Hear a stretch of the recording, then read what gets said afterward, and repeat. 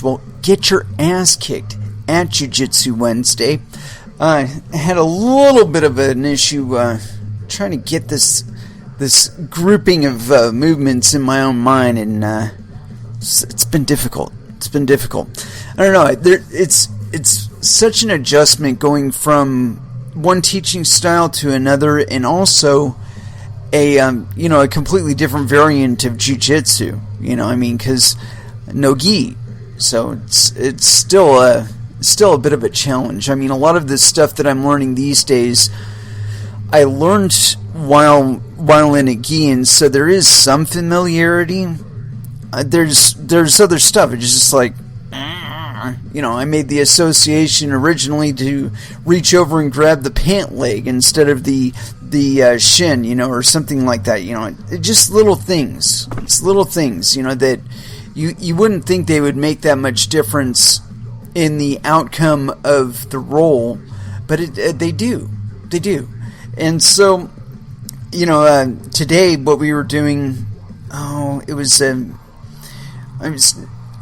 don't know what the name is. It was just basically it was a series of transitions going from a position of being in somebody's guard to getting to a quarter guard position, where they still have you in a quarter guard, and then doing a back step and gathering up the legs and prepping to, do bad things to their legs. And I kept doing this one a little bit wrong, and I kind of figured it out. I think it was like the second or third set of movements that we were adding onto it, and I think I figured it out was that I had to bring my knee up right behind my right behind my opponent's buttock. So it's kind of like a credit card opener. The credit card opening or credit card escape, or however you want to call that one. It's just basically it's a guard escape. And the way I was going through it is just how I'm used to doing it. Is you put your hands on their hips and you tuck your elbows inside their knees, and then you bring the one knee up in between their legs, right? And so when you're pushing down with your upper body, you're forcing their legs open. Well, see, what I like to do after that is I like to take my left hand rather, and park it on my opponent's right knee. And from that position, I like to lay down on top of their thigh, and it flattens out their leg. So it neutralizes a lot of attacks. And if I'm really thinking about it, what I'll do is have my other hand up near my ear. And so when they're bringing up their knee to try and at least keep some sort of grip on me, I've got that to where I can just push it off. With my hand, I can open it up and keep that eighth guard or fourth quarter guard or whatever from happening. And so that's kind of the way I like to do it, is just lean down on that leg while I've got that wall up, between my elbow and my knee, holding the other leg back. And the way I was going over it that was goofing me up was that I was bringing my knee all the way through and doing the what do you call it, the knee slice on my right side, as opposed to taking my right knee over their right leg. I was taking it over their left leg and keeping it kind of pinned open with by holding the other knee and just sweeping it into the inside there. And I don't know why. It's just it's something that having done it enough times that feels natural to me. It feels natural to break somebody's guard that way, is to get those elbows tight on the inside of your own knee, preferably on the one side that you intend to pass on, and flatten the leg. Don't just keep the knee bent or whatever. Flatten their leg. Put your chest on top of their leg and flatten it, and then just hold that knee down. And now that leg's not coming up. And another way to go about it is you can take if you've got your hand there, you could take your right leg and bring it up over their right leg on the top, or from underneath rather. And I don't think that would be as easy. I think if you had the knee and you were bringing your body up from there, to where you had enough clearance to sweep it through, maybe if you were lucky, you'd be able to do it that way. But even so, if you were to do it the way that I had started doing it, where I was taking my right knee and bringing it on the inside of the left knee, or left leg of my opponent, and then sweeping it to the outside on their left side, and keeping my foot hooked to where it was like right on the inside of their inner thigh on that side. You can lean back on that, and that'll keep them pretty pinned, and it also set you up for getting their other leg. So like they might bring that other leg up after you've changed where your weight is, and try and hook it over your shoulder or something like that. Just grab under the hamstring and then lean over their other side and post out on your hand, and then bring your right leg right on through onto the other side of their right leg, and then you've already got their right leg tied up in your hand. You've got it maybe tucked to your chest, or at least holding out. You got control over it. But generally speaking, you want to be cupping it right under their knee at least. But you want to have a good grip on it, because you want to use that to swing your other leg around, to swing your right leg around to where you can get it on the other side of their body and just sit down on the top of their hip and pass that leg off, put your arm or hand behind your head and just lean. Tap, tap, tap, tap, tap, taparoo. But yeah, so it was a fun class. It was one of those positions though that I think it would have been interesting to do what do you call it? Positional sparring on. But I figure we'll get to that whenever they feel comfortable doing it. My opponent, my teammate, my training partner. But yeah, so it was a really interesting little roll today. I kept fucking up though, and what was funny though is my legs would end up in the wrong position, or my hips would end up in the wrong position, and to some extent I would just kind of go with it, just to see where it took me or whatever. And I was coming up with some interesting stuff. At one point I had his leg in such a position where it was tied up over his other leg, and I was pulling back on his toes, basically from over his, like his leg was wrapped over his other shin, and then I was pulling down on the toes to keep it trapped. And I think if I would have went a little bit further, it could have been a tap out kind of position. But anyway, it was a lot of fun. I'm assuming at one point or another I'm going to be able to fully articulate like the names of these things where I'm going like, from the truck to the side control to the and I'm just not there yet. Not with this style. And I've noticed that my jiu-jitsu kind of ebbs and flows. I've been a little more sedentary other than jiu-jitsu, so I'm not moving around as much as I should be. And so I picked up a few pounds. I'm back up to like 218. So, I'm just taking it as quickly as I possibly can, and just trying to get better. I didn't stay and roll today, and I probably should have, but there's a point I reach like in my competency where I start feeling guilty for not staying there. And I can kind of feel that a teeny tiny bit, where I'm still kind of wavering. Like if somebody had said, "Hey, you want to roll?" I probably would have done it. That much encouragement or whatever, I probably would have done it.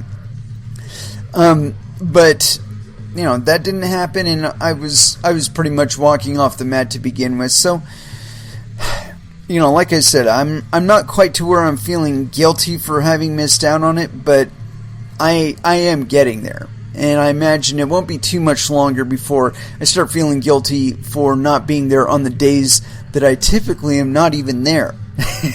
And it's just like I said, it's an ebb and flow kind of thing. My jiu-jitsu has always cycled like that, where I'm always keenly interested in it, but it's like how much of my time other than my normal load of jiu-jitsu do I dedicate to it.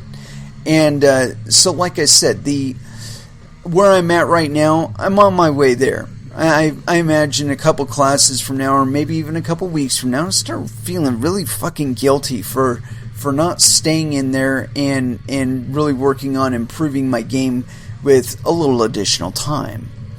They did kind of goof me up a little bit on one thing, but it's just a mental thing. There's always space available to do my own kind of workout and exercise that I feel is necessary. Anyway, let's go ahead and throw down with some music. And it's funny, I'm like questioning whether or not this application is even like connected. I think it is. Because I know that sounds kind of weird, but it's like it's weird because for some reason that's what it is. I'd accidentally clicked on the auto connect button, and that's what happens now. Every time I even start this application, it was connecting, and I'm like, no, disconnect. Anyway, let's go ahead and throw down with some music. And as far as where we're going to start, we're going to start with some body count, because that's what we do. And I don't think I played this last time, but I think it's necessary. I'm starting to get that mild little bit of guilt, that little itch that says, dude, you really probably could have done at least another 5-6 minutes worth of rolling around. And so here it is, body count, carnivore, first dance, here on Coin Metal.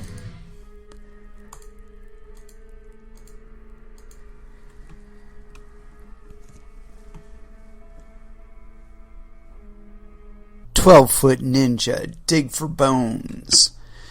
And so, as far as what we're going to get into today, I actually did a little bit of searching around and found some stuff.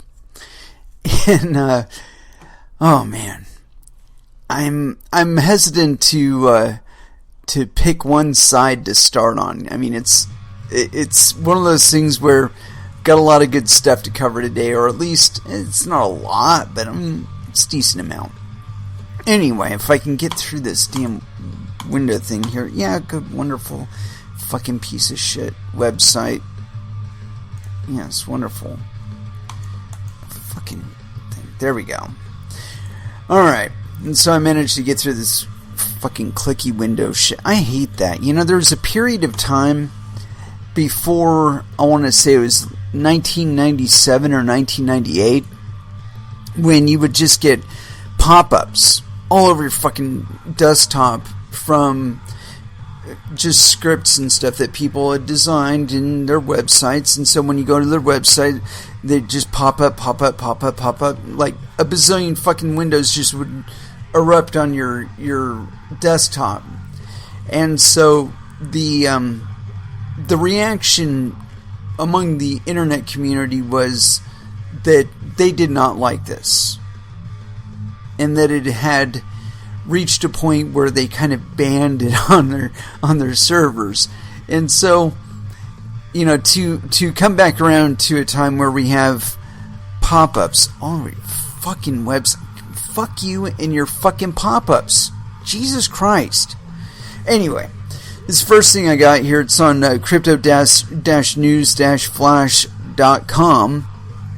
Launch of Ethereum 2.0 threatens to fail. Only 18.7% allocated in the deposit contract. And I think like 50% of that is Vitalik's money. Anyway, this is by Ronaldo, and it was authored November 17th, 2020. So is today the 18th? And check and verify something. Yeah, today's the 18th. Huh. I wonder if I said that right at the beginning. Anyway, continuing on. Yes, penis. While Ethereum's 2.0's Phase 0 deployment is scheduled for December 1st, the real deadline for the launch is November 24th, 12 p.m. UTC. In total, 524,288 Ethereum need to be allocated in the deposit contract in order to launch Phase 0 of Ethereum. With only 7 more days left, data from Dune Analytics indicates that there may be an imminent delay ahead. Only 18.75% or 98,304 Ethereum were deposited at the time of publication. The coordinator of Ethereum 2.0, Danny Ryan, posted the following after the publication of the deposit contract's address in case not enough Ethereum are deposited. Quote, "To trigger Genesis at this time, there must be at least 16,384 32 ETH validator deposits 7 days prior to December 1st. If not, Genesis will be triggered 7 days after this threshold has been met, whenever that may be." Wow. Dune Analytics also reveals that only 3,077 transactions from 476 single depositors have been made to the deposit contract. As shown in the image below, the Ethereum that has accumulated since the launch of the deposit contract has been steadily increasing, with a significant rise in the last few days. From November 6th to November 12th, no significant participation was recorded. The trend seemed to change on November 14th and 15th, with more than 16,000 Ethereum sent. However, this might not be enough, as more than 80% are missing. Reasons behind the lack of participation of Ethereum investors. As reported by CNF, investors have to send 32 Ethereum to the deposit contract to be part of the Ethereum 2.0 beacon chain deployment. That way, they can access staking rewards. However, as expressed by investor Quail Wang, there do not appear to be sufficient incentives to encourage investor participation. This problem is part of the development of Ethereum 2 since the introduction of its testnets. On several occasions, Ryan and other core members of Ethereum have had to invite the community to diversify the clients they use and to participate. Therefore, the potential interest of users seems to have been overestimated. Furthermore, it seems that developers have made the decision to implement the deposit contract in a too short time frame due to the pressure to start Phase 0 in 2020 after a long period of delays. Currently, Ethereum is trading at $470 with a gain of 25.56% last month. While the fundamentals for a price breakout are strong, this might be why many investors prefer to have liquidity to take profits rather than leaving their Ethereum locked in for at least 2 years. In addition, Ethereum miners appear to have reservations about ETH2. The inventor of Ethereum, Vitalik Buterin, has already stated that the future of the network does not favor miners. Therefore, it seems logical that this sector should refrain from sending Ethereum to a deposit contract. One miner stated, quote, "A lot of us ETH miners aren't staking because that means accelerating the end of Ethereum mining. So, by us not staking, we're saying quite a bit." However, some solutions have been proposed to increase the participation. For example, a Yearn developer suggested creating an Ethereum 2.0 validator vault to allow small investors to participate. Dharma Capital wants to provide loans so that investors have to have access to the rewards of the investment, but not using stablecoins. Yeah, these people, they do not understand that nobody, well, I shouldn't say nobody, very, very few people, by comparison to those who like Ethereum as a proof-of-work coin, are actually interested in transitioning over to Ethereum 2.0, or Ethereum 2, or Phase 0, or whatever. I mean, basically, it's like, Vitalik is basically saying, I don't want miners. Fuck the miners. Well, you know what? If the miners say, well, fuck Ethereum, we're just going to mine Ethereum Classic, because it's still a proof-of-work coin, and it's still following the original roadmap of Ethereum, so why don't we just give them our hashing power instead? I guarantee you Ethereum would drop really fast from being number 2 on the list. And yeah, this danger always exists for any cryptocurrency. It has to be worth people's while to mine your coin. If it is more profitable to abuse your network and fuck up your coin, that's what people are going to do.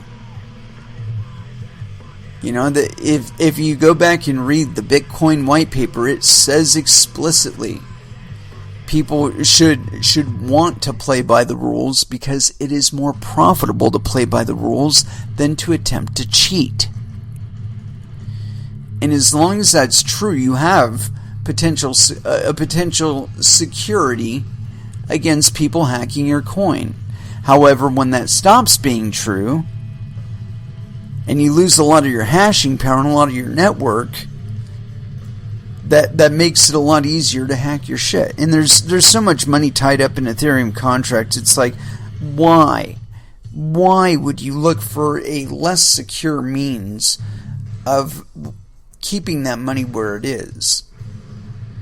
I continue to talk about adversarial actors because it seems like there's this tendency to kind of pretend that they don't exist, and then we can just build willy-nilly on these coins and on these networks, and we're not ever going to have any real problem. Well, reality sets in after a while, and when you read after enough of these projects getting hacked and enough exchanges getting hacked, you start to understand that security is best in your hands. Your hands are basically the safest. They're also the most dangerous in that you can always lose your own funds, but that doesn't go away. That threat doesn't go away. You can lose your wallet, your physical wallet that's got physical dollar bills in it. The money is just as lost as if you lost a digital wallet from your cell phone. You dropped your cell phone in the toilet, killed the cell phone, killed the wallet, couldn't recover the wallet because you weren't smart enough to write down a wallet seed, or the seed phrase rather. And so, this threat doesn't go away. We like to pretend it does. We like to pretend we can shield ourselves from it, but we really can't. And I think that Vitalik, looking at the security that's provided by that proof-of-work network and saying, in the future, we don't want to properly reward you for maintaining our network. We just basically want to drop trow and piss all over you for your hard work and effort. And I don't think that's really the kind of thing that you want to be telling the people that are maintaining the network that provides all the goodness that has enriched your life and the lives of many others, by the way.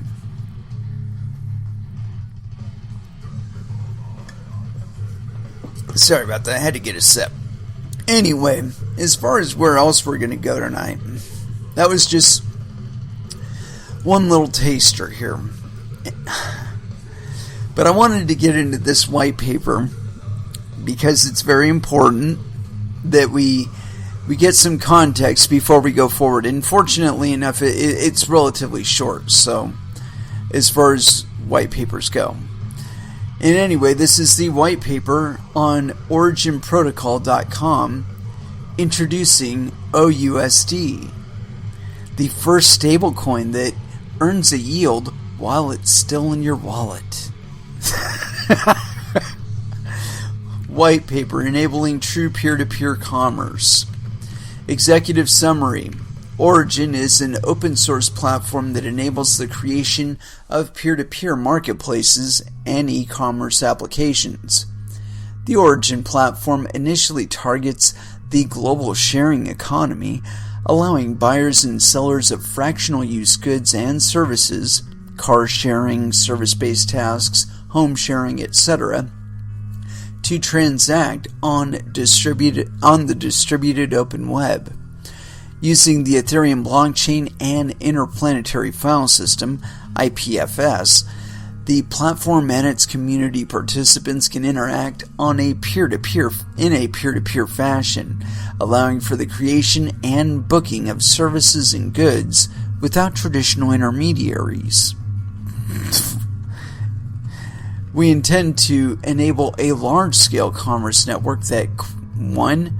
Transfers direct financial value, listing, transaction, and service fees from large corporations like Airbnb, Craigslist, Postmates, etc.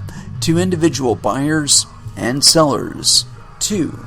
Transfers indirect financial and strategic value, privately aggregated silos of customer and transaction data from those same corporations to the entire ecosystem. What?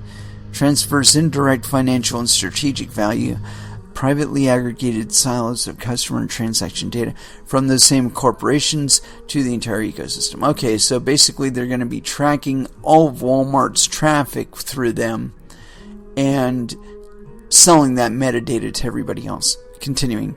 Number 3, creates new financial value for marketplace participants to contribute to the growth of the network, ergo building new technology for the Origin platform, bootstrapping new product verticals, and referring new users and businesses. What's a new product vertical? Can someone define that for me?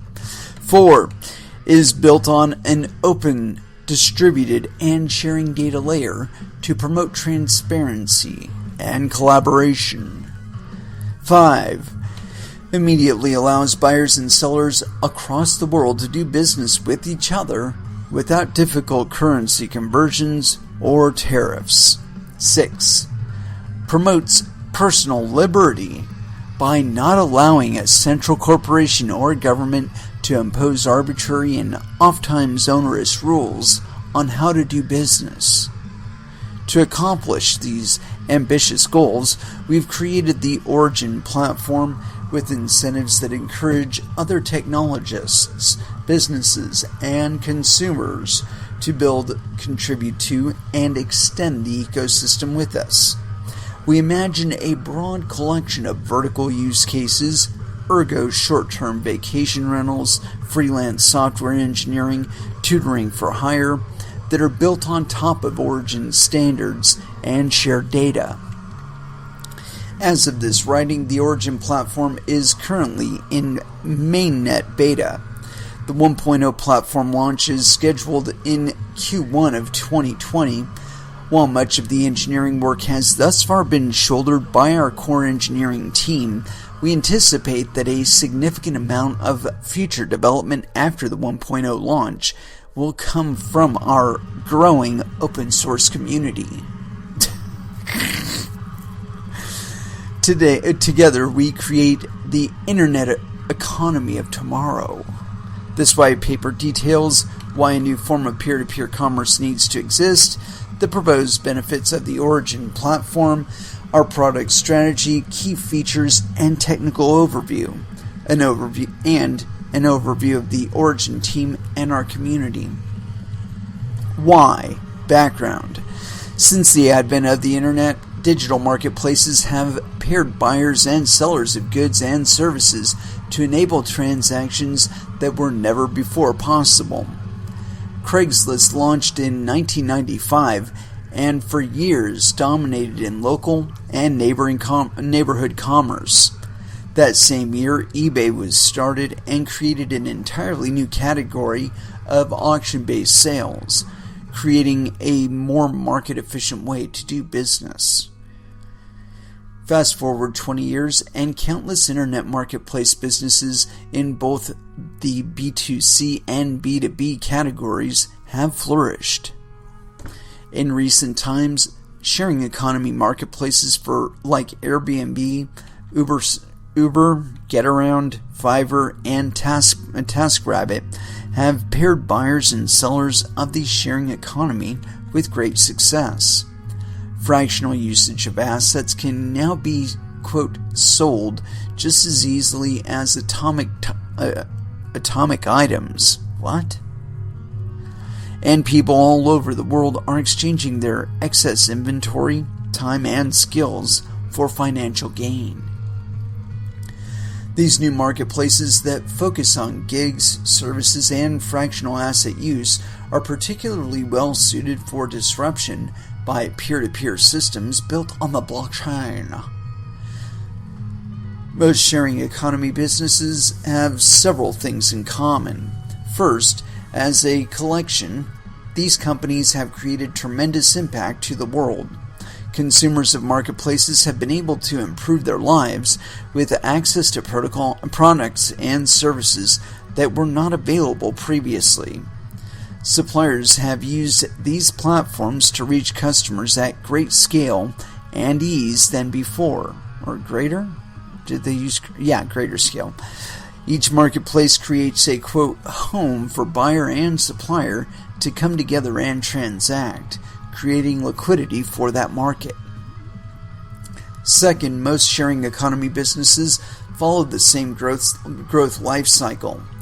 Save for a few exceptions, these marketplaces are notoriously difficult to start and grow. Marketplace businesses oftentimes require millions of dollars just to get off the ground, and, in the case of Uber and Airbnb, billions to scale. It is the norm for these businesses to run at a deep loss in the early days. In effect, the corporation is subsidizing the usage of the marketplace for the participants. However, because of highly positive cross-site network effects, successful marketplace businesses are able to grow revenue exponentially over time, usually by charging a service fee for every transaction that happens on the network. Network effect businesses like sharing economy marketplaces are usually winner-takes-all businesses, and at mature stages extract a disproportionate amount of value from the network for the managing corporations and their shareholders. In many ways, they begin looking like monopolies once they reach scale. That's the whole point of quote-unquote scaling, is to narrow the provider end down to the point where one provider is supplying millions of users. It's a stupid idea. Continuing on. Finally, while there are very significant differences in user experience, business mechanics, and vertical specific features among internet marketplace companies, they all share many pieces that have been built and rebuilt many times. Lyft, Postmates, and DoorDash have each individually engineered their own solutions to user and supplier profiles, purchase experiences, matching algorithms, and reviews and ratings. This is valuable proprietary technology on the one hand. On the other, it is a wasteful use of time. And on the other hand, it is a wasteful use of time and effort to reinvent the wheel each time to create a new marketplace vertical. Consumers are also left creating and managing dozens of accounts on these marketplace companies, each of which owns their personal data and transaction history. The wasteful time and effort to reinvent the wheel each time, that's having having done that groundwork keeps you from the necessity of having to have people funding you. Continuing on, it's doing the actual quote-unquote work involved. For several years now, blockchain innovators and investors have called for teams to build peer-to-peer versions of existing sharing economy businesses and create even more efficient way to conduct internet commerce. Quote, peer-to-peer lodging sites like Airbnb have already begun to transform the lodging industry by making a public market in private housing. However, adoption may be limited by concerns about safety and security, guests, and property damage. Hosts. By enabling a secure, tamper-proof system for managing digital credentials and reputation, we believe blockchain could help accelerate the adoption of peer-to-peer lodging. And that's Goldman Sachs research, blah, blah, blah. Don Tapscott, author of Blockchain Revolution, says that the technology underlying Bitcoin could be used to disrupt the likes of Uber and Airbnb. No, it's not one of those things. I mean, really, why would you worry about it? Like, I mean, Uber and Airbnb could just as easily be taking payments in Bitcoin or any other cryptocurrency as any other service, any other person wanting to provide taxi service. You know, but you do get some additional assurances of Uber and Airbnb. Anyway, continuing, quote, it will be very difficult for intermediaries to have sustainable business cases, Fritz Jusen said. These platforms, travel intermediaries, build reach by spending billions on advertising, and then they create monopolistic margins on top of what they have as sales and marketing. They do offer great sales and marketing. Booking.com is a great brand, but they create superior margins because they have monopolistic structures. Blockchain destroys this. Yeah, he's full of shit. However, much of the infrastructure and plumbing to build distributed marketplace apps did not exist prior to Origin. We aim to address the shortcomings of existing marketplace companies and are excited that we have launched the Origin platform as a way to usher in peer-to-peer commerce at scale. Unfair value capture, or shortcomings of existing marketplaces. Unfair value capture. Value taken by today's trusted intermediaries is oftentimes not commensurate with the value they create. In addition, value capture is concentrated to the network operators and not to the network participants. As an example, we can examine Airbnb, which has built a business currently valued at a reported $38 billion. Airbnb has built an impressive technology platform that facilitates online bookings and reviews, as well as launched local operations teams to bootstrap and cultivate local markets. Even in 2017, the company boasted 4 million short-term rental listings. There is no denying that Airbnb has added immense value to the ecosystem by supplying both bits and blocks to the ecosystem. The short-term home rental market would not exist without Airbnb having created it. Today, the technology platform has been built and the marketplace grows organically with new hosts and users both proactively seeking out Airbnb's website and the mobile app. Airbnb charges guests 5 to 15% and hosts 3 to 5% of every booking. This means that Airbnb will capture as much as 20% of the value of every transaction, regardless of whether additional work is being done by the company. Airbnb also automatically withholds local taxes as well, which can be significant. For example, the hotel taxes in Chicago, Atlanta, and Seattle are 16%. Well, now you know where not to stay. It's worth noting that Airbnb is not alone in charging egregious fees for its matching service. Online travel agencies like Booking.com and Expedia charge affiliate hotels 15 to 30% of transaction value. In this case, while buyer and seller are both better off than they would be without Airbnb, they are leaving money on the table since both sides would be willing to meet at a price somewhere in the middle. A more efficient market would exist if the transaction fees were removed or even decreased.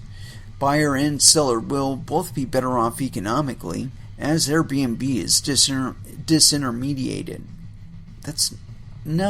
Wrong. Anyway, continuing.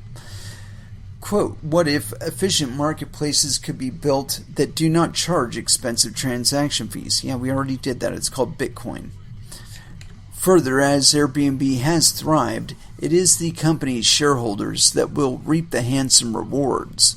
The company's founders, venture capitalists, and employees will make an immense amount of money in an IPO that is anticipated in 2020. But what about Airbnb's earliest hotels that supplied liquidity to the market? Sure, they benefited by making revenue on the platform, but they are not getting outsized rewards for their integral contributions in the early days of the marketplace like employees and investors are. In a somewhat exaggerated analogy, the company is running a feudal system where its hosts act as serfs to overfill the network owners' coffers. How do we allow early contributors to important networks capture value more fairly? What? Okay. Data is siloed by private corporations. Each marketplace operator controls a valuable but closed store of user and transaction data. We believe users should be able to own and control their own data. We also believe that transparency is critical for trust. Too often, corporations control access to their users' own data for their own benefit.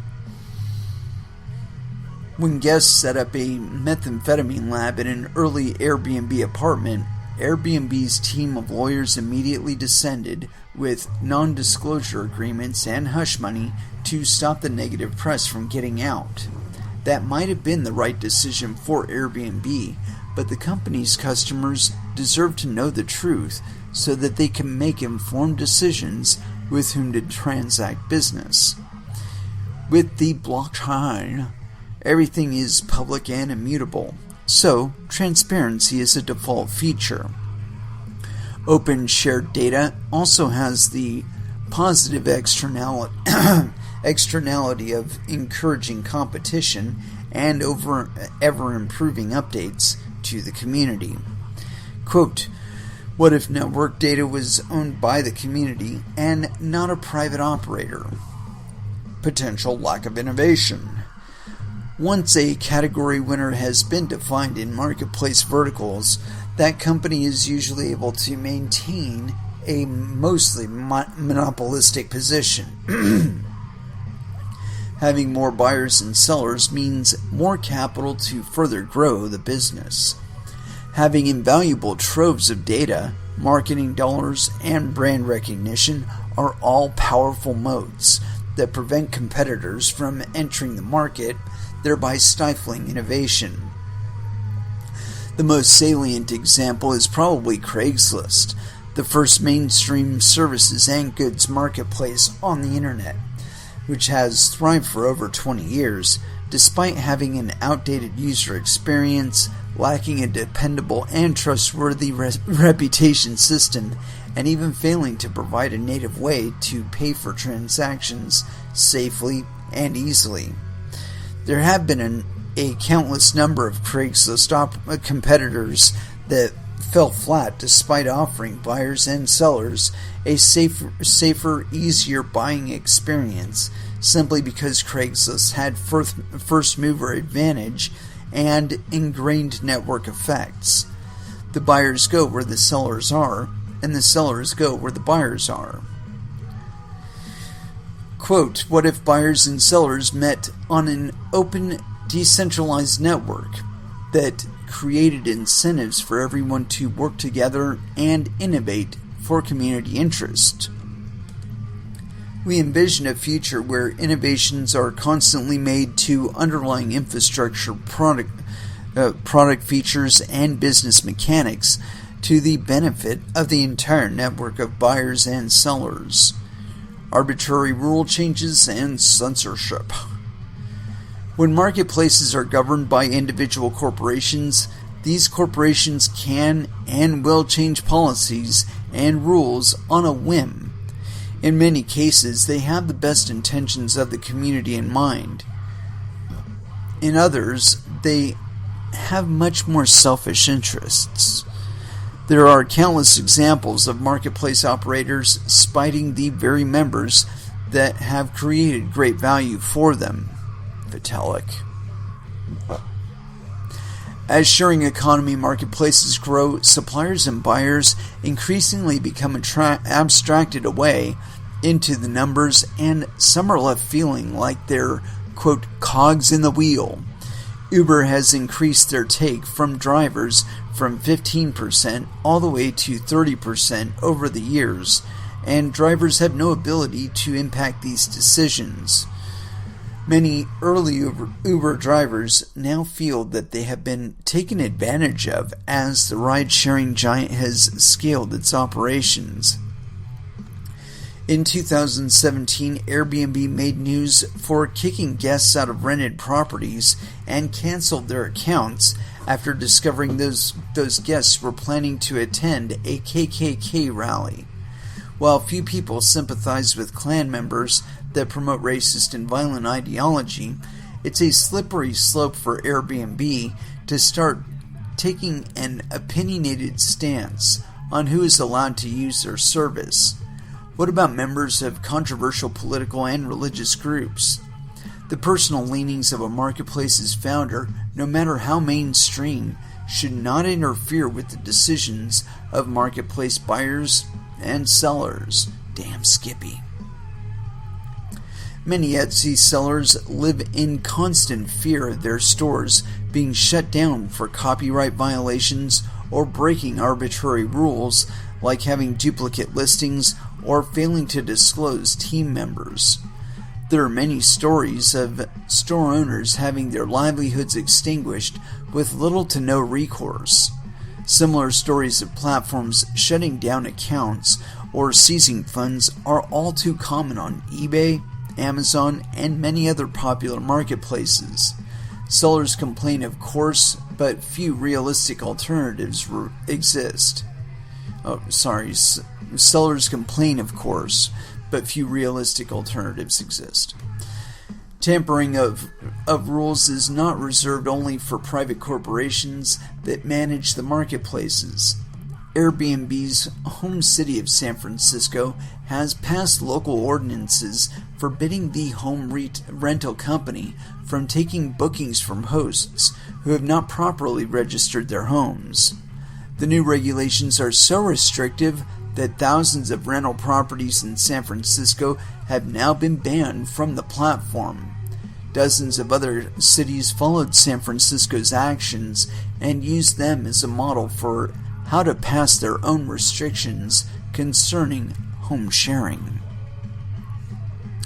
Airbnb represents a single point of failure in this case, and hotel industry lobbyists can attack this valuable industry easily and effectively. Finally, as an oft-cited example of importance of cryptocurrencies, WikiLeaks was able to survive the U.S. banking blockade due to Bitcoin donations from their supporters. By building tools for people to transact with each other in a trustless, distributed fashion, we can eliminate these single points of failure in our systems that undermine our personal liberties. Quote, what if goods and services that added value to the ecosystem could freely trade on their fair market prices and quantities without tampering from biased third parties? Now is the time for change. The market is ready for a new peer-to-peer form of commerce. The world is moving to a gig economy where more and more individuals provide goods and services as their primary or supplemental way of earning income. Over 22% of U.S. adults have become suppliers to the sharing economy as of 2016, and this number is expected to increase over time. These suppliers will hugely benefit from an open network that does not charge exorbitant transaction and service fees.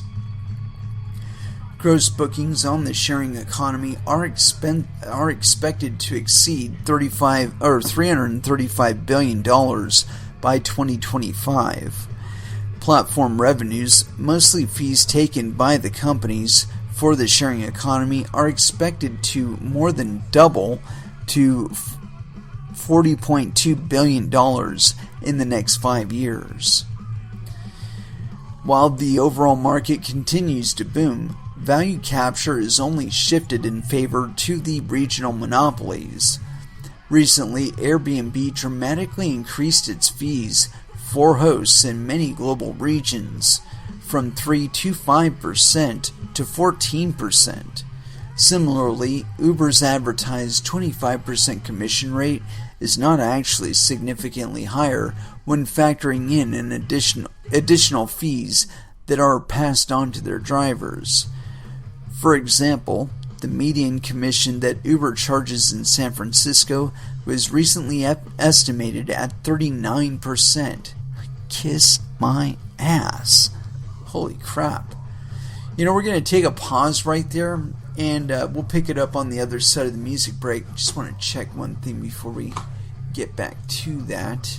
Let's see if I had any suggestions, because I'm on MeWe right now and I don't see any. So we're just going to go with what we know. And as far as where that will be, let's see here. We got a little bit of dope. I'm thinking dope. Let's go with Survive. Here it is, Survive by Dope, here on Coin Metal.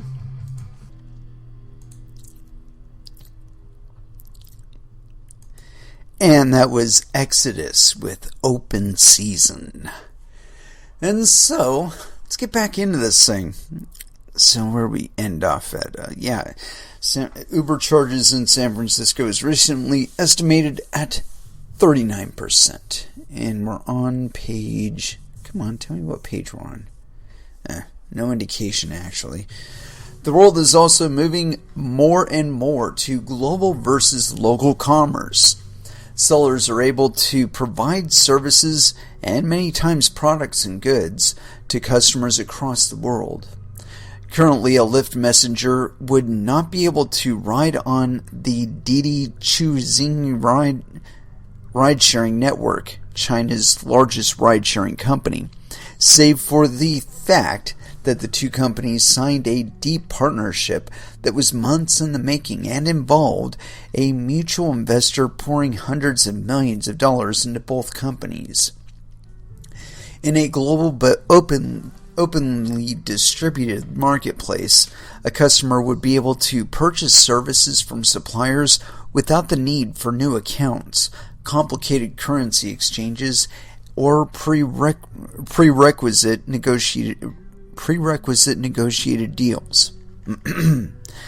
Concurrently, the technology is finally starting to be in place to support large-scale decentralized commerce. Bullshit, it's already been here for about a decade.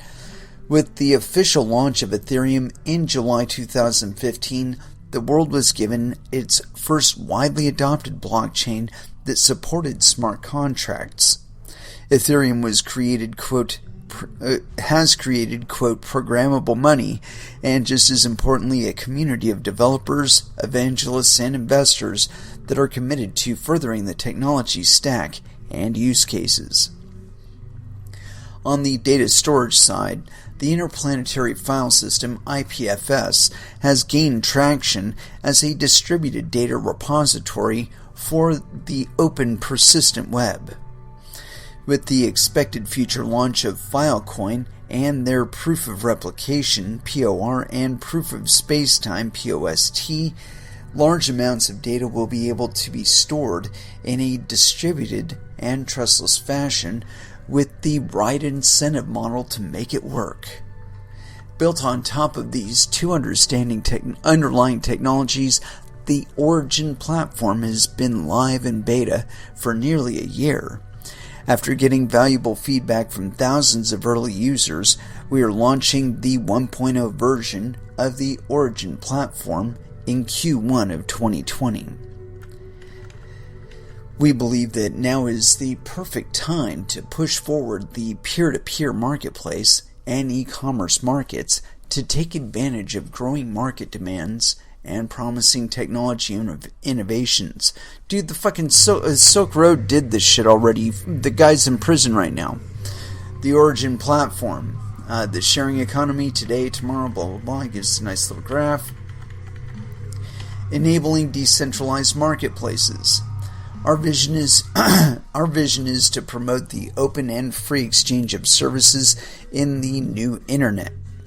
To do this, we have built a platform that replicates much, if not all, of the functionality of third-party intermediaries on the blockchain and other distributed systems.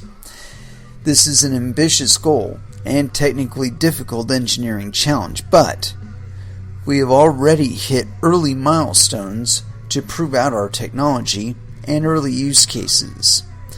The Origin platform has three major components that are all open source. 1. Origin-enabled end-user applications. Number 2. Origin developer infrastructure. And number 3. Origin protocols. DApp, user-friendly decentralized application, enables buyers and sellers to meet, communicate, and transact. I guess this is like a visual of their stack. Developer libraries, easy-to-use JavaScript library allows developers to build a decentralized marketplace in minutes. Open source protocols, blockchain standards for user identity, publishing listings, and peer-to-peer transactions. Origin-enabled end-user applications. The Origin flagship marketplace app is our customer marketplace product that allows buyers and sellers on the network to do business. It is available today on the web at shoporigin.com on both iOS and Android mobile devices. Today there is one primary Origin marketplace decentralized app, though there are multiple vertical specific dApps. Ergo, in-home sharing or services verticals that are currently being actively developed. There are also multiple third-party applications already running on the Origin platform. Users can use the Origin flagship marketplace app provided they have the Origin mobile app or an Ethereum wallet and a Web3-enabled browser like Coinbase Wallet, IamToken, Trust Wallet, or MetaMask. Sellers can create listings, set availability of their offerings, and accept payment. Buyers can browse and search a full index of goods and services offered on the Origin Marketplace dApp, and, most importantly, make purchases. The original dApp serves as a lightweight client on the Origin platform.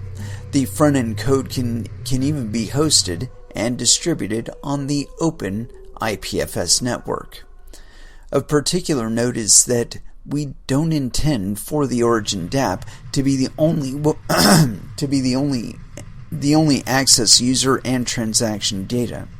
Our code, protocols, and specifications are all 100% open source, and we expect and hope that others will extend and fork the code to create their own front-end experiences.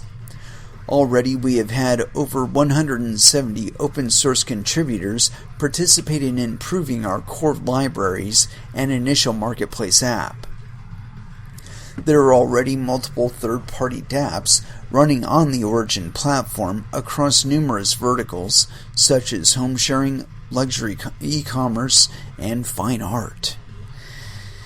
We see the Origin flagship marketplace app as just the first way to interact with the Origin protocols. In the coming months and years after our 1.0 launch, we expect hundreds of third-party websites, mobile apps, and even new APIs to be built on top of the network. To that end, we expect new and better user experiences that focus on specific verticals, ergo, home sharing versus tasks, or regions, Brazil versus Switzerland, to be created that can drill deeper on custom features and localization. These third-party developer applications will take advantage of all or parts of the underlying Origin developer infrastructure and protocols. We intend to support fully decentralized applications, partially decentralized applications, ergo applications that use managed wallets, and even more mostly centralized applications that are still focused on peer-to-peer commerce, ergo applications that utilize the Origin token for incentives that are hosted on traditional infrastructure. Origin developer infrastructure. Let me see where we're at on this thing.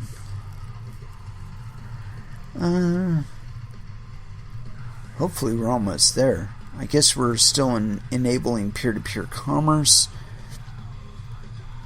You know what? I think we've gone far enough into this thing. We understand what they're trying to develop. We understand a little bit of how they intend to do it. But I was expecting this was going to go a lot quicker, honestly. I didn't think it was going to end up being about 30 pages of text of them talking about, their basic shit. Let's see if they've done anything different in here. Benefits, blah, blah, blah. Yeah. Alright, so we've covered enough of this white paper to understand what the Origin platform is all about and what they're wanting to do, right? So, fast forward, let's see. When did they launch this thing? I think it was like November something, like this month.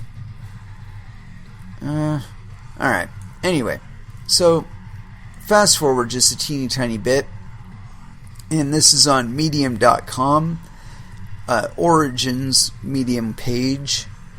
Urgent. OUSD was hacked, and there has been a loss of funds. And this is by Matthew Liu, and it was authored November 16th. OUSD has been hacked, and there has been a loss of user funds. We are actively investigating the issue. We are committed to making things right. Please refer to this blog post as the authoritative source for continual updates over the course of the next few days. Updated 10:15 p.m. UTC, 11/17/2020.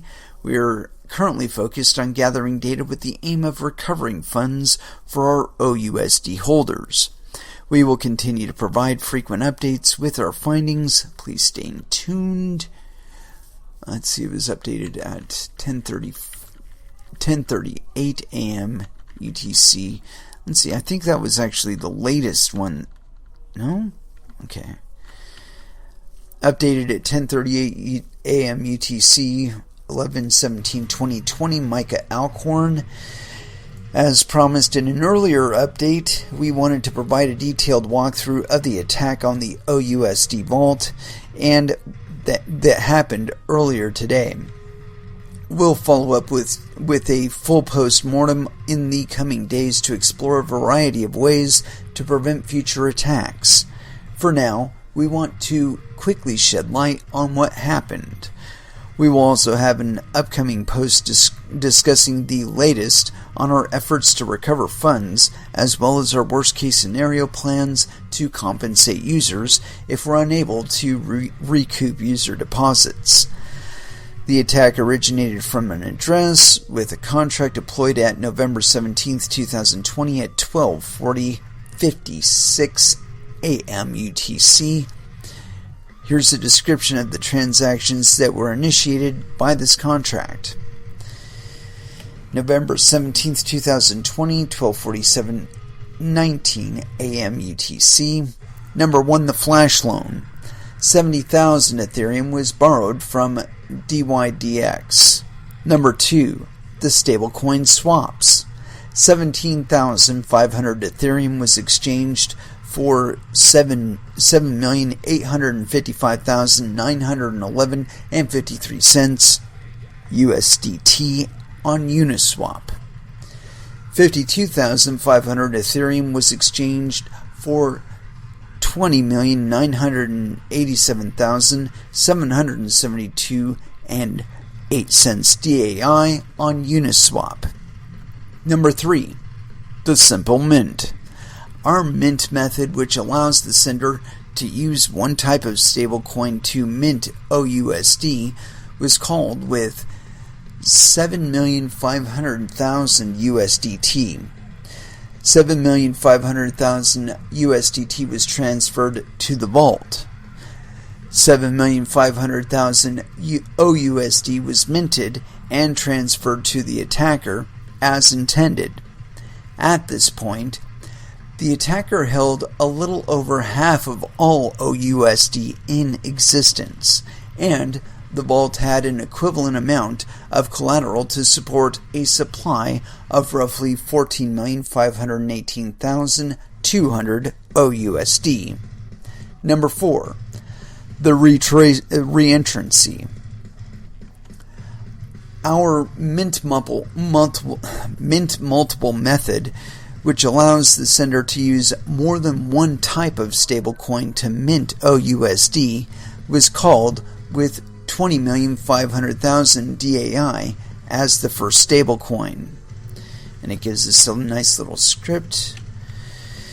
Instead of using a second valid stablecoin, the attacker used the address of the malicious contract itself. Our contract failed to detect that this was not one of our 3 supported stablecoins. 20,500,000 DAI was transferred to the vault. In an attempt to transfer the fake stablecoin, our contract called safe transfer from on the attacker's contract. This function contained its own hidden call to mint 2,000 USDT, which our contract did not anticipate. The 2,000 USDT mint triggered a rebase of the OUSD supply, which caused everyone's OUSD balance to increase by a factor of approximately 2.41. 35,018,200 vault value by 14,518,200 OUSD supply. In other words, the contract thought that the additional $20,500,000 of value had come from earnings, since no additional OUSD had actually been minted yet. At this point, the attacker held approximately 18,090,156 OUSD when the vault value was 35,018,200. The 2,000 USDT was transferred to the vault. 2,000 OUSD was minted and transferred to the attacker, causing the OUSD supply to increase to an approximately 35,020,200. 20,500,000 OUSD was minted and transferred to the attacker, causing the OUSD supply to increase to 55,520,200 despite only having a value of 35,018,200. At this point, the attacker held 38,592,156 OUSD, which exceeded the value of the vault. Number 5. The initial OUSD swaps. 300,000 OUSD was exchanged for 158,550 and 17 cent USDT on Uniswap. 1 million OUSD was exchanged for 520,756 and 83 cents USDT on SushiSwap. 6. The first redeem. 19,557,311 and 44 DAI was withdrawn from the OUSD vault. 9,417,676 and 79 cents USDT was withdrawn from the OUSD vault. 3,931,953.44 USDC was withdrawn from the OUSD vault. 33,269,189 and 62 cents OUSD was burned as intended. Number 7. The reverse stablecoin swaps. 10,450,895 and 33 cents USDT was exchanged for 22,898.58 Ethereum on Uniswap. 3,931,953 and 45 cents USDC was exchanged for 8,305.92 Ethereum on Uniswap. 19,045,083 and 52 cents DAI was exchanged for 47,976 and 0.52 Ethereum on Uniswap. Number 8. The loan repayment. 70,000 Ethereum was returned to DYDX. November 17th, 2020 at 12:47 a.m. UTC, 1 million DAI was transferred to the attacker's account. November 17th, 2020 at 12:48 a.m. UTC, 1,138,449 and 12 cents OUSD was redeemed for a mix of stablecoins.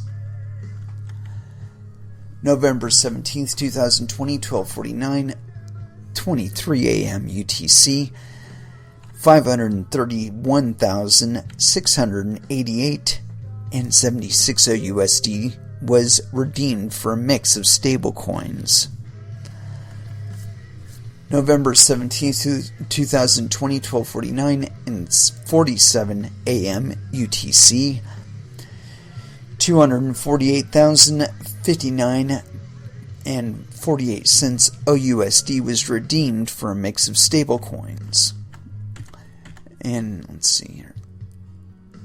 November 17th, 2020 at 12:04 a.m. UTC, 543,305 and 34 cents USDT and 226,832 and 53 cents USDC were converted to Ethereum on Uniswap and transferred to the attacker's account, along with 1,128,244 and 36 DAI, and 36 cents DAI. On November 17th, 2020 at 12:51:43 a.m. UTC, 115,732.21 OUSD was redeemed for a mix of stablecoins. November 17th, 12:53:26 a.m. UTC, 53,994.89 OUSD was redeemed for a mix of stablecoins. 12:53, 300,000 OUSD was exchanged for 60,505.30 USDT on Uniswap. And also 1 million OUSD was exchanged for 187,152.67 USDT on Sushi Swap. And let's see, 12:56 and 58 a.m. UTC, 25,191.33 in OUSD was redeemed for a mix of stablecoins. 12:57 and 7 seconds a.m. UTC, 300,000 OUSD was exchanged for 29,803.08 USDT on Uniswap. 1 million OUSD was exchanged for 98,401.29 USDT on Sushi Swap. At 12:59 and 49 a.m., 11,616.27 OUSD was redeemed for a mix of stablecoins. 12:59:48 a.m., 434,407.95 USDT and 24,443.08 USDC were converted to Ethereum on Uniswap and transferred to the attacker's account, along with 121,577.54 in DAI. 1:08 a.m. and UTC, 1:01 and 8 seconds a.m. UTC, 498,487.66 OUSD was transferred back to the developer of the OUSD contract Origin Protocol. As of the time of writing, the attacker is holding approximately $3,309,557 worth of Ethereum and 2,249,822 DAI after having laundered a substantial amount through Tornado Cash, WBTC, and RenBTC. We are watching the following BTC addresses and are asking exchanges to blacklist any transactions from these wallets. Yeah, whatever. We will continue our efforts to recover these funds and appreciate information that may help our cause. Please contact in our Discord or Telegram if you have any information that may help us identify the hacker and recover the user funds. Let's see, updated at 8:43 a.m. November 17th, 2020, Josh Frazier. We are continuing to work to try to recover the funds.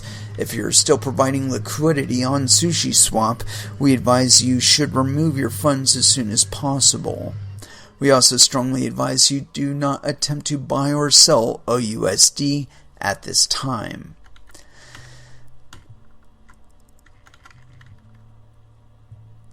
And also updated at 5:15 a.m. UTC, the 17th of November, Matthew Liu.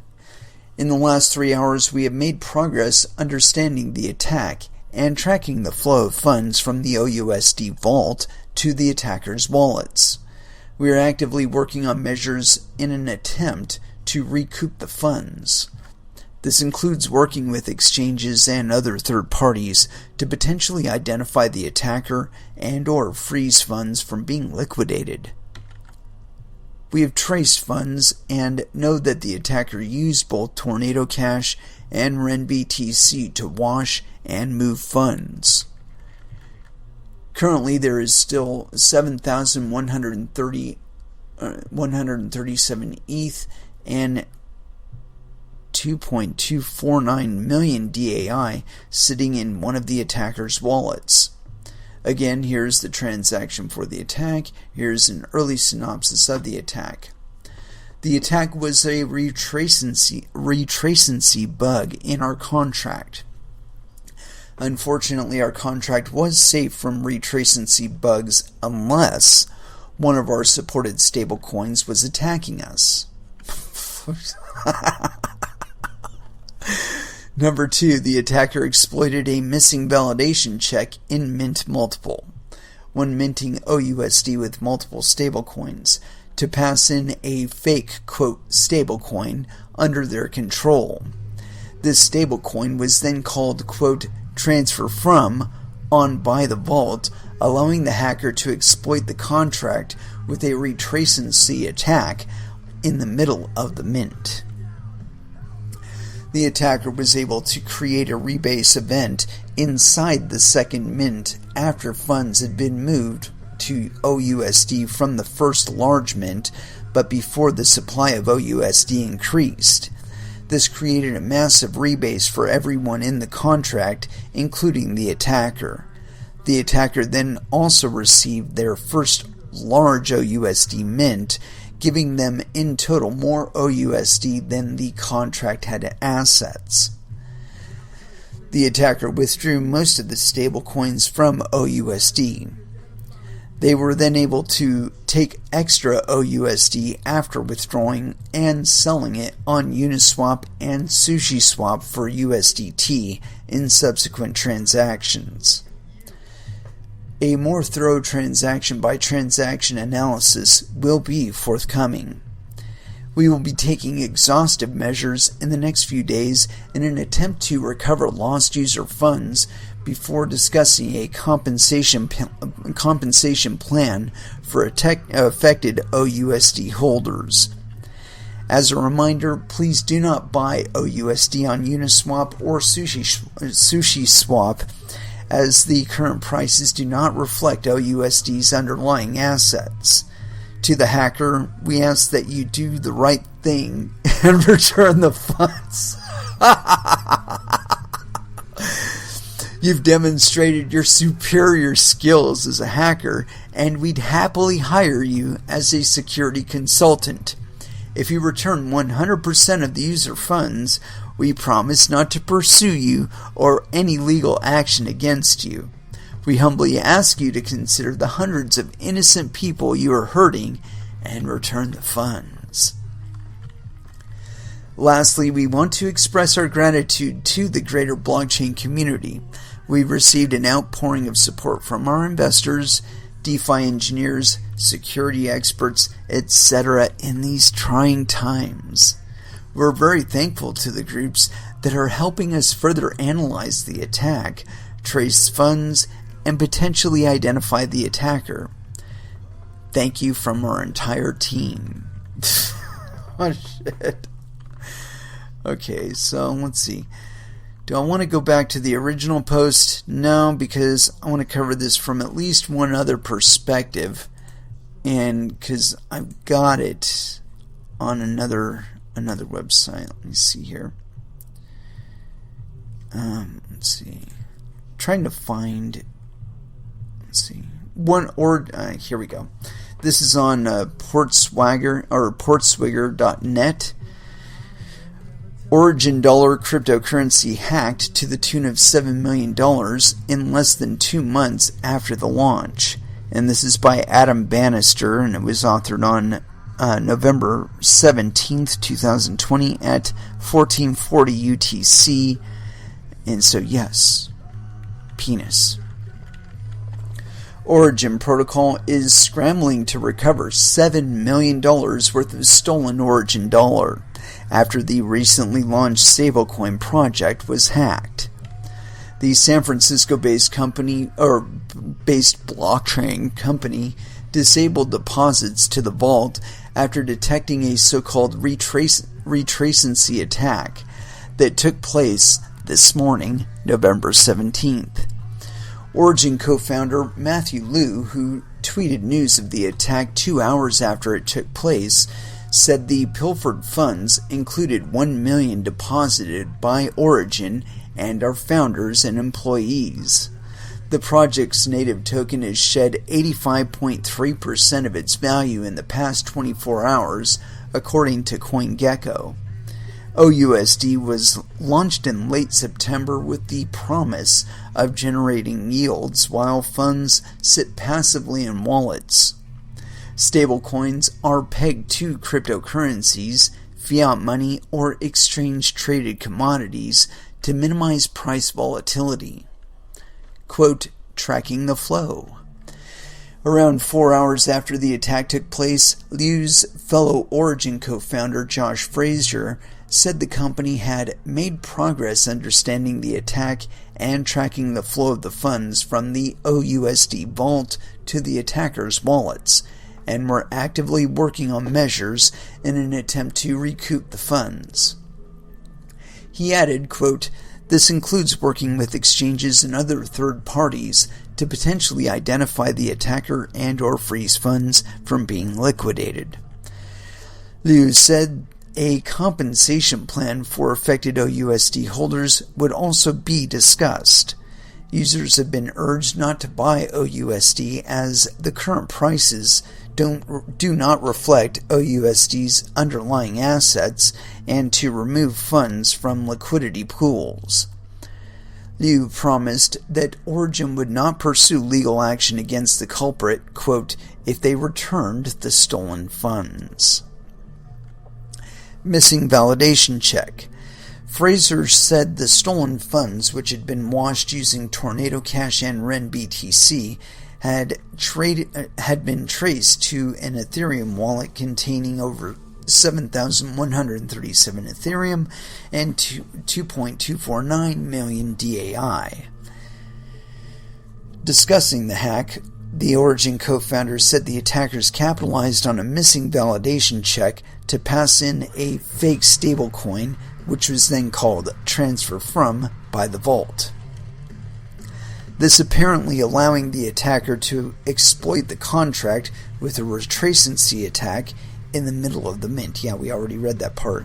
Sincerest apologies, we read that part. OUSD hack follows that a similar retracency attack mounted only a few days ago against blockchain-powered pension fund Acropolis, which saw the offenders make off with $2 million worth of DAI. In more positive news for the market, cryptocurrency exchange Binance last week awarded $200,000 to the investigative team that unmasked the cyber criminals behind a 2018 phishing attack and the subsequent theft of its users' login credentials. The Daily Swig has contacted Origin for further comment and will update this article if and when we receive a response. So yeah, this is not a uncommon thing for us here on Coin Metal. We cover this stuff all the time, where these contracts are getting hacked. And I mean, come on now, this isn't anything new. The DAO should have been a fucking clue to you that you cannot automate people's funds to just be dispersed on these contracts without any like custodial supervision going on, like somebody actively watching the shit go on. Because this is what you're going to run into. You know, somebody writing their own rules in the background and then fucking executing a contract and siphoning off your funds. You know, I don't have any sympathy for these people, honestly. I really don't, because this is all responsibility that they took upon themselves, and that for whatever reason, you know, they didn't audit their code well enough. I bet you anything, Ernst & Young audited these fuckers. I bet you if I looked back into Origin Dollar, I could find Ernst & Young on them. Let's just try it. Let's just do it. Origin Dollar, Ernst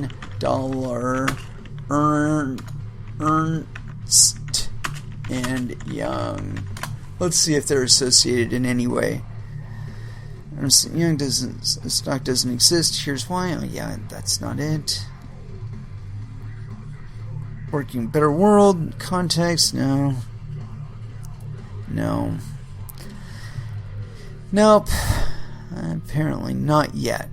I bet you if I dug, we'd find that. Oh, let's throw in their audit.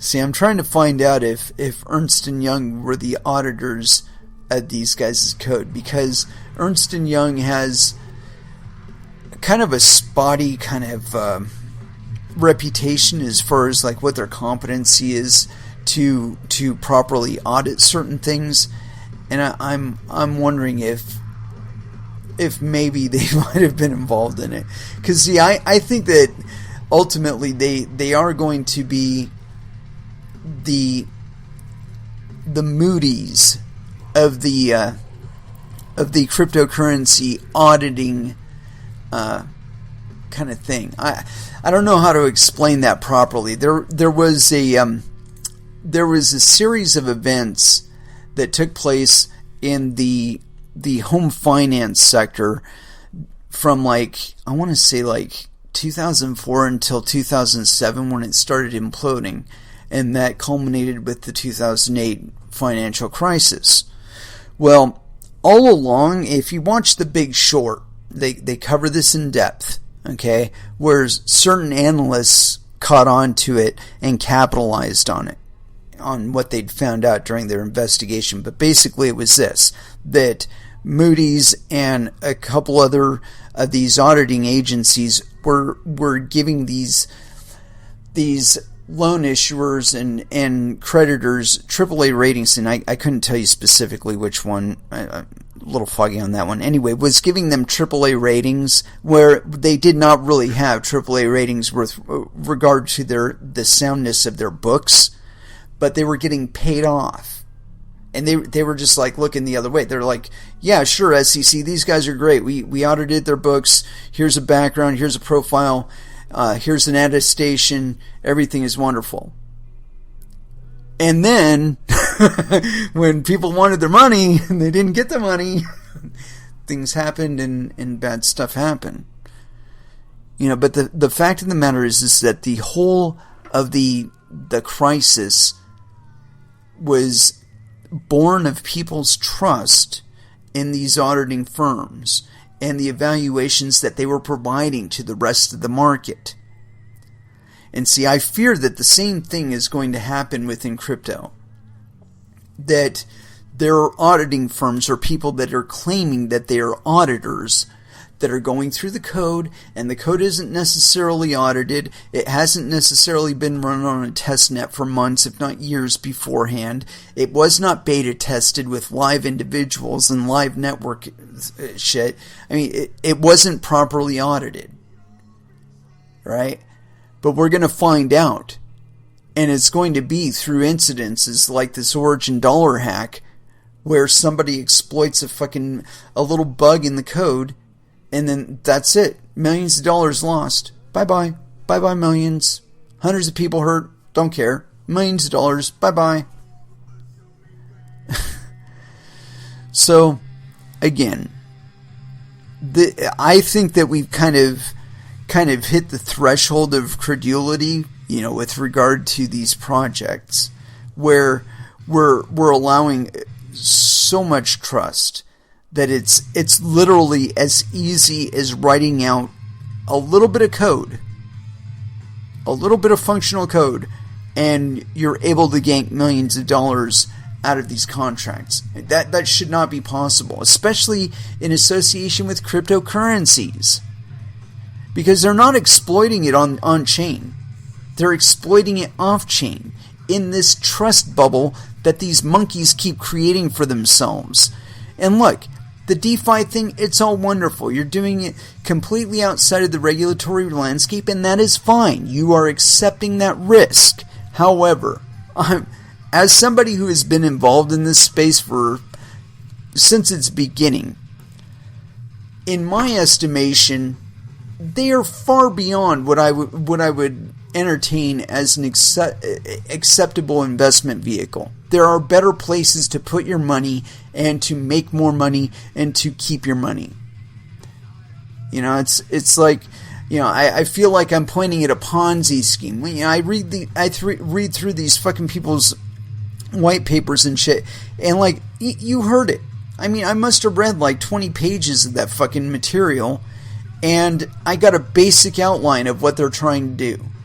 And I could tell you that somebody with a Dogecoin wallet doing business with somebody else in Dogecoin could accomplish everything that they're trying to do and not involve them in any way, shape, or form. Not even have to accept the amount of risk that they want to introduce into your commerce. You don't even have to risk it. You could do it in Dogecoin, no problem. It's accepted globally. There's multiple exchanges that you can transact it on or exchange it for another cryptocurrency that is on an exchange that you trust more.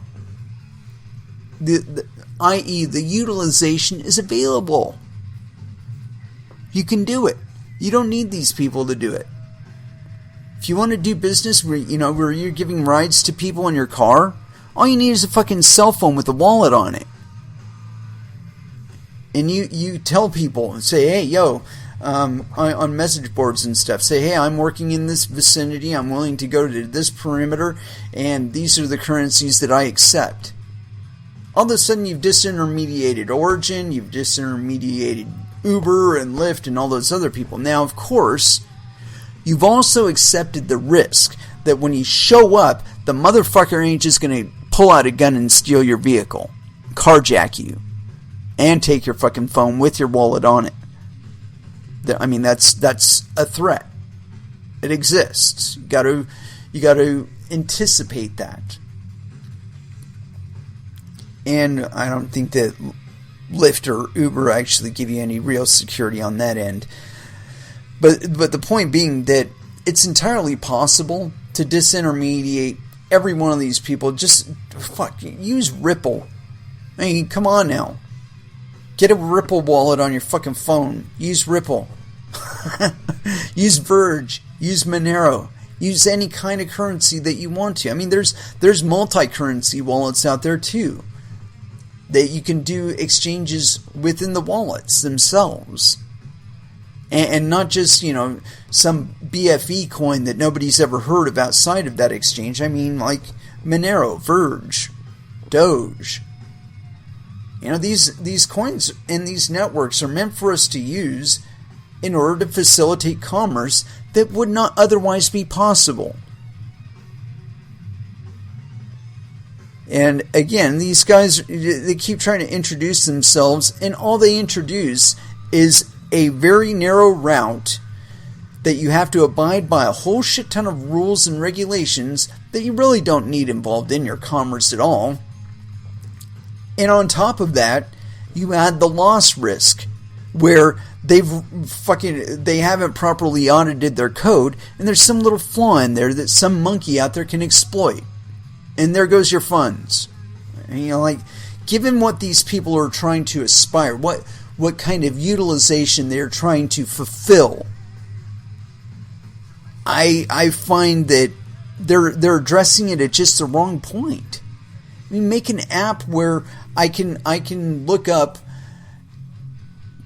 people who have already decided that they want to allow people to occupy a room in their house, or get a ride from them or whatever.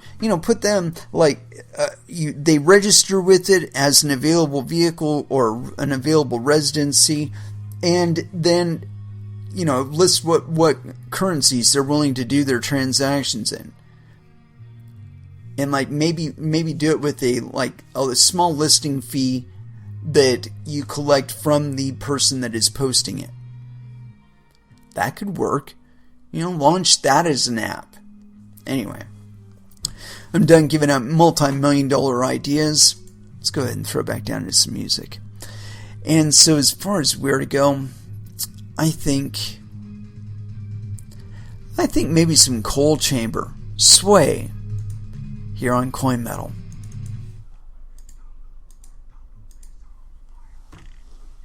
And that was Gizmachi with Burn.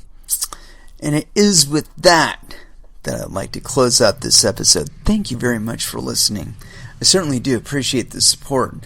We will be back again on Friday at 8 p.m. Pacific Standard Time. And so until then, I want y'all to trade safe. Do your homework. And watch out for your own bunghole, because nobody else is going to do it for you. And as far as our last dance is concerned, in a rare event, I actually picked out a song for this one.